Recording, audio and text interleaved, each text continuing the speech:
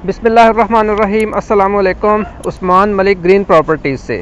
अगर आप real estate के अंदर फ़र्स्ट टाइम इन्वेस्टिंग कर रहे हैं तो ये वीडियो आपके लिए है, क्योंकि जो भी लोग किस्तों के ऊपर प्लॉट ख़रीदना चाहते हैं, वो जो जिन पैसों से इन्वेस्टमेंट करते हैं वो उनकी ज़िंदगी भर की जमा पूंजी होती है। किसी ने जो है वो अपनी तनख्वाह में से पैसे बचाए होते हैं, किसी ने अपनी मजदूरी में से पैसे बचाए होते हैं, और मेन मकसद यही होता है कि हमारे बच्चों के लिए कोई सेविंग हो जाए, हम मुस्तकबिल में कोई घर बना लें। इसी नीयत से इतनी मेहनत से कमाए हुए पैसों से लोग हाउसिंग सोसाइटीज़ के अंदर फ़ाइल्स ख़रीदते हैं, और ये जो फ़ाइल्स ख़रीदी जाती हैं इसमें जो क्लाइंट्स के साथ गलत बयानियाँ की जाती हैं वो इस वीडियोज़ के अंदर मैं आपके साथ डिस्कस करूँगा। सबसे पहले मैं आपको बताता चलूँ कि जब भी आप किसी भी हाउसिंग सोसाइटी का कोई ऐड देखते हैं कि मिसाल के तौर पे आपको 10 लाख रुपए में 5 मरला का प्लॉट दिया जा रहा है, तो इसमें पहला झूठ ये होता है कि हम आपको प्लॉट दे रहे हैं। हालांकि ऐसी कोई बात नहीं होती, आपको सिर्फ फ़ाइल दी जा रही होती है जो कि सिर्फ एक कागज़ का टुकड़ा होता है। इसके पीछे कोई भी प्लॉट नहीं होता, कोई लैंड नहीं होती, बल्कि वो प्लॉट ख़रीदने आपके फ़ाइलें बेचने के बाद जो पैसे इकट्ठे होते हैं उन पैसों से ज़मीन की ख़रीदारी करनी होती है। या फिर सोसाइटीज़ के पास बहुत ही लिमिटेड लैंड होती है और जो फाइल्स बेची जाती हैं वो लैंड से काफ़ी ज़्यादा होती हैं।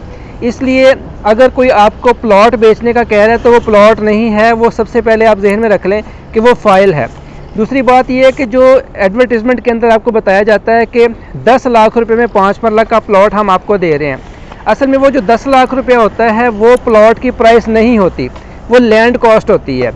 लैंड कॉस्ट का मतलब ये होता है कि मिसाल के तौर पे 10 लाख रुपए लैंड कॉस्ट होगी और उसके ऊपर तकरीबन 10 से 15 लाख रुपए मज़ीद डेवलपमेंट चार्जेस भी होंगे, जो कि अक्सर क्लाइंट्स को नहीं बताए जाते। और इस तरह मज़ीद काफ़ी किस्म की गलत बयानियाँ की जाती हैं कि जैसा कि साइट के अंदर झूठ बोला जाता है कि फ़लाँ हमारे पास फ़लाँ साइट मौजूद है, हमें फ़लाँ रोड से एक्सेस मिल रही है, हमारे पास इतनी एकड़ ज़मीन है, जिसका कोई भी रिकॉर्ड कंपनी के पास नहीं होता और ना ही डीलर्स आपको दिखाते हैं। तो सवाल ये पैदा होता है कि फिर हम ये फ़ाइल्स क्यों ख़रीदें। देखें, फ़ाइल अगर आपने ख़रीदनी है तो हमेशा अपने जहन में रखना है कि आप लॉन्ग टर्म इन्वेस्टमेंट के लिए ख़रीद रहे हैं और शॉर्ट टर्म में आपको इसमें कोई बेनिफिट नहीं होने वाला। उसकी वजह यह है कि जब आप किसी भी हाउसिंग सोसाइटी के अंदर कोई प्लॉट बुक करते हैं, यानी फ़ाइल बुक करते हैं, तो उसके अंदर अगर आप 4 लाख रुपये एडवांस दे रहे हैं तो उसमें से 2 से 2.5 लाख रुपये तो सिर्फ डीलर की रिबेट होती है, जो कि कंपनी ने डीलर्स को दिए होते हैं पैसे कि आप मछलियां फंसा के हमारे तक लेके आएँ। बस जब आपने 3-4 लाख रुपए से बुकिंग करवा ली तो समझे कि आपने अपने हाथ काट के ना तो सोसाइटी को दे दिए हैं। तकरीबन आजकल जो हाउसिंग सोसाइटीज़ जो है वो 10-10, 11-11% रिबेट डीलर्स को दे रही हैं। उसकी वजह क्या होती है कि ताकि वो ज़्यादा से ज़्यादा क्लाइंट घेर के कंपनी के पास लेकर आएँ और ज़्यादा से ज़्यादा फाइल्स जो है वो बेची जाएँ। तो देखें, अगर आप फाइल्स में इन्वेस्टमेंट करना चाहते हैं तो ज़रूर करें, लेकिन 2 बातें आपने हमेशा ज़हन में रखनी है कि जिस हाउसिंग सोसाइटी की आप फ़ाइल ख़रीद रहे हैं वो उसकी क्रेडिबिलिटी होनी चाहिए, उसका पास्ट रिकॉर्ड होना चाहिए। अच्छा, दूसरी बात यह है कि आपने लॉन्ग टर्म इन्वेस्टमेंट सोच के करनी है। अगर कोई आपसे 3 साल का वादा कर रहा है तो आपने 5 से 6 साल जहन में रखने हैं। अगर कोई 5 साल का वादा कर रहा है तो आपने 10 साल जहन में रखने हैं। ठीक है, उसकी वजह यह है कि जब तक आपको इसका मुकम्मल मैकेनिज़्म मालूम नहीं होगा कि ये फ़ाइल्स कैसे बनती हैं, कैसे बिकती हैं, कैसे इसका क्या प्रोसेस होता है और एट दी एंड हमें प्लॉट कैसे मिलता है, तब तक आपको मुकम्मल सिनेरियो समझ नहीं आएगा। मैं थोड़ा मिसाल से एक्सप्लेन करने की कोशिश करता हूँ कि मिसाल के तौर पे आप किसी सोसाइटी के अंदर फ़ाइल ख़रीदते हैं जिसमें कि 10 लाख रुपये 5 मरला की आपको प्राइस बताई जा रही है, तो 10 लाख रुपए उसकी लैंड कॉस्ट होती है। उसमें से तकरीबन 2 से 3 लाख रुपए आपसे बुकिंग के नाम पे वसूल किया जाता है, जिसमें से हाफ से ज़्यादा पैसे डीलर को रिबेट की शक्ल में दे दिए जाते हैं। बाकी पैसे जो उनके पास बचते हैं वो साल हर साल आपसे उसकी किस्तें वसूल करेंगे और अरबों रुपया इकट्ठा करेंगे लैंड कॉस्ट के नाम पे। जब आप क्वेश्चन करेंगे कि हमें साल 2 साल हो गया किस्तें देते हुए, तो हमारा प्लॉट कहाँ पर है या फिर आपने डेवलपमेंट क्यों नहीं स्टार्ट की, तो कंपनी आपसे कहेगी कि अभी तक तो आप लैंड कॉस्ट आपने क्लियर नहीं की, जब लैंड कॉस्ट क्लियर हो जाएगी तो फिर हम आपको डिलीवर करेंगे। जब आप लैंड कॉस्ट क्लियर कर लेते हैं फिर आप डेवलपमेंट का सवाल करते हैं तो कंपनीज आपसे कहती हैं कि आप डेवलपमेंट चार्जेस पे करेंगे तो हम काम शुरू करेंगे। ठीक है, तो इस तरह वो साल हर साल आपसे पेमेंट वसूल करते रहते हैं, लेकिन ना ही उन पैसों से अभी तक ज़मीन की ख़रीदारी की होती है और ना ही वहाँ पर डेवलपमेंट का तो सवाल ही पैदा नहीं होता। इसलिए सबसे पहले बुकिंग होती है, उसके बाद फिर बैलेटिंग के नाम पे आपसे पैसे वसूल किए जाते हैं। और जो बैलेटिंग के अंदर जो नक्शे बनाए जाते हैं वो अक्सर कंप्यूटराइज होते हैं, उनका लैंड से कोई ताल्लुक़ नहीं होता, ठीक है। उसमें सिर्फ प्लॉट नंबर लगा के बैलेटिंग अमाउंट के नाम से आपसे पैसे वसूल करने के लिए कंप्यूटराइज बैलेटिंग की जाती है। बैलेटिंग के बाद जो है वो उसको आपसे लैंड कॉस्ट वसूल की जाती है। लैंड कॉस्ट वसूल करने के बाद अब बारी आ जाती है डेवलपमेंट चार्जेस की। डेवलपमेंट चार्जेस इतने लगाए जाते हैं कि आपके होश उड़ जाते हैं। आपने जो प्लॉट 10 लाख रुपए का समझ के ख़रीदा होता है वो आपको 25 लाख रुपए में कॉस्ट कर रहा होता है। उसकी वजह यह है कि डेवलपमेंट चार्जेस ना तो डीलर ने आपको बताए थे और ना ही कंपनी ने शो किया था कि हम इतने डेवलपमेंट चार्जेस लगाएंगे। तो एट द एंड जो है वो आपको जो 10 लाख वाला प्लॉट है 25 लाख में कॉस्ट कर रहा होता है।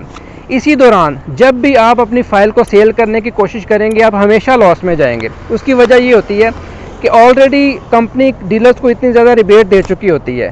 तो जब आप मार्केट में रीसेल के लिए जाते हैं तो आपको अक्सर माइनस ही सुनने में मिलता है। वही फाइल जब आप कंपनी को वापस करने जाते हैं तो कंपनी फ़िलहाल तो कहती है हमारी कोई रिटर्न पॉलिसी नहीं है। अगर रिटर्न पॉलिसी हो भी तो 25 to 30% पैसे काटने के बाद जो है वो उसके आपके पैसे वापस किए जाते हैं। और याद रखें ये जो 25 to 30% पैसे जो काटे जाते हैं वो आपकी पेड अमाउंट में से नहीं काटे जाएंगे, वो टोटल प्राइस प्लॉट की जो प्राइस है उसमें से काटे जाएंगे। मिसाल के तौर पे 10 लाख का प्लॉट था, आपने 2.5 लाख रुपए जमा किया हुआ है उसमें, ठीक है, और 2.5 लाख का जो है वो 25% काट के आपको पैसे नहीं दिए जाएंगे, बल्कि 10 लाख का 25% यानी जितने पैसे गए हैं वो तो सारे कटौती में चले जाएंगे। तो आपको वापस क्या मिलेगा, ठीक है। तो इस तरह जो है वो आप साल हर साल जो है वो पैसे देते जाएंगे। सिर्फ फ़ायदा उन लोगों को होता है कि जो एट द एंड प्लॉट लेते हैं, जो 5-6 साल लॉन्ग टर्म इन्वेस्टमेंट सोच के करते हैं, एट द एंड उनको प्लॉट मिलता है तो उन्हीं को फ़ायदा होता है। इसी रास्ते के दौरान जब भी आप विदड्रॉ करेंगे आपको लॉस होने के ही चांसेस हैं। बहुत कम ऐसा होता है कि किसी सोसाइटी के अंदर ओन चला जाता है। वो भी हमने अपने तजुर्बे में देखा है कि जिस सोसाइटी के ऊपर भी ओन गया है वो वक्ती तौर पे होता है, वो सूद होता है, वो जुआ होता है, वो गैम्बलिंग होती है, क्योंकि वक्ती तौर पे रेट को जो है वो आर्टिफिशियली बढ़ाया जाता है, ओन कमाया जाता है और एकदम मार्केट को क्रैश किया जाता है, जिसकी वजह से कुछ लोगों का फ़ायदा हो जाता है और बहुत सारे लोगों का नुकसान हो जाता है। तो जब भी आप फ़ाइल ख़रीदेंगे तो आपने ये जहन में रखना है कि ये एक लंबा प्रोसेस है, एक लंबी दौड़ है जिसमें आप हिस्सा ले रहे हैं, और अगर लॉन्ग टर्म इन्वेस्टमेंट सोच के करेंगे तो ही आप जो है वो इसमें कामयाब हो सकते हैं प्लॉट लेने में या फिर प्रॉफिट कमाने में। एंड पे बात आ जाती है डेवलपमेंट चार्जेस की, कि जब आप डेवलपमेंट चार्जेस देते हैं तो ही आपको प्लॉट के अंदर डेवलपमेंट करके आपको प्लॉट मिलता है।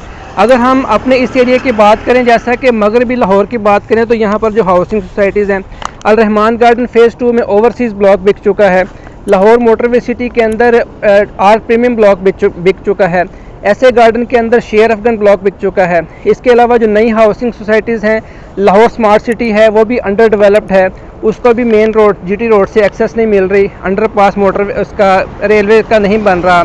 अल कबीर ऑर्चर्ड ने नए वहाँ पे डेवलपमेंट स्टार्ट की है, ठीक है, अर्बन सिटी वहाँ पर नया आया है, एंटरटेनमेंट सिटी नया आया है। इस तरह बहुत सारी हाउसिंग सोसाइटीज़ जो है वो यहाँ पर नई आई हैं, जो कि पिछले तकरीबन 1-2 साल से यहाँ पर अपना जो डेवलपमेंट का वर्क है वो स्टार्ट किया है। इसमें जो मेन बात है समझने वाली वो ये है कि जब उन्होंने हाउसिंग सोसाइटीज़ लॉन्च की थी उस वक्त डॉलर की प्राइस तकरीबन 160 रुपये थी, लेकिन इस वक्त जो डॉलर की प्राइस है वो 280 रुपये फी $1 की प्राइस हो चुकी है। यानी तकरीबन अगर हम कैलकुलेट करें तो 75% इसकी डॉलर की प्राइस बढ़ चुकी है। अब आप मुझे बताएं कि ये हाउसिंग सोसाइटीज़ कैसे डिलीवर करेंगी, डेवलपमेंट कैसे करेंगी, जबकि डेवलपमेंट जो कॉस्ट है वो 3 गुना बढ़ चुकी है। तब सवाल ये पैदा होता है कि जिन लोगों ने इन सोसाइटीज़ के अंदर फाइल्स ख़रीद रखी हैं उनका क्या बनेगा, क्या उनको जो मैनेजमेंट्स हैं वो डेवलप कर पाएंगी कि नहीं, ये एक बिग क्वेश्चन है, क्योंकि जो डेवलपमेंट कॉस्ट है वो काफ़ी ज़्यादा बढ़ चुकी है। अब इसमें ये देखें कि जिन डेवलपर्स की नीयत अच्छी होगी, वो डेवलप करना चाहते होंगे, तो वो क्या करेंगे कि वो अपने डेवलपमेंट चार्जेस को बहुत ज़्यादा बढ़ाएंगे, जो कि आपके लिए तकलीफ़ का बायस होगा। लेकिन ऐसे जो डेवलपर हैं जो कि बिल्कुल ही बदनीयत होंगे, वो तो आपके पैसे लेके ना तो समझ लें कि वो मार्केट से भाग जाएंगे। जैसा कि आपने वो केस सुना होगा डॉक्टर अमजद साहब का, बल्कि साहब नहीं कहना चाहिए, डॉक्टर अमजद का, कि जो ईडन हाउसिंग सोसाइटी के जो मालिक थे, जिनकी कब्र तक लोगों ने उनका पीछा किया, जो लोगों का 10 अरब रुपया लेके जब वो इस दुनिया से भी जा चुके हैं। तो बात यह है कि हमारे यहाँ पे हाउसिंग सोसाइटीज़ में पाकिस्तान के अंदर कोई भी चेक एंड बैलेंस नहीं है जिससे ये चेक किया जा सके कि जितनी कोई फाइल्स बेच रहा है क्या उसके पास उतनी ज़मीन है भी कि नहीं है। तो इसलिए एट द एंड ये जो वीडियो बनाई जा रही है ये आप लोगों की आगाही के लिए बनाई जा रही है कि आप लोग जब भी रियल इस्टेट के अंदर इन्वेस्टमेंट करें तो आपको टोटल सिनेरियो का पता हो ताकि आपको नुकसान का अंदेशा ना हो, ठीक है। और हमेशा लास्ट में मैं ये क्लोजिंग में ये बात कहना चाहता हूँ, जब भी आप रियल इस्टेट के अंदर इन्वेस्टमेंट करना चाहते हैं तो कोशिश करें कि ऑन ग्राउंड चीज़ लें जो मौके के ऊपर मौजूद है। यानी आप कैश के ऊपर प्लॉट ले सकते हैं, अगर इतने पैसे नहीं हैं तो आप ऑन ग्राउंड इंस्टॉलमेंट्स पे ले सकते हैं। हर सोसाइटी के अंदर ऐसे ब्लॉक ज़रूर होते हैं। फिर भी गुंजाइश नहीं है, फ़ाइल ही ख़रीदनी है तो फिर आपने लॉन्ग टर्म सोच के लेनी है, शॉर्ट टर्म में नुकसान का अंदेशा है। उम्मीद है कि आपको ये वीडियो पसंद आई होगी और आपकी इन्फॉर्मेशन में इजाफा हुआ होगा। मज़ीद रियल इस्टेट के अपडेट्स के लिए आप ग्रीन प्रॉपर्टीज़ का यूट्यूब चैनल सब्सक्राइब कर सकते हैं। बहुत शुक्रिया, अल्लाह हाफिज़।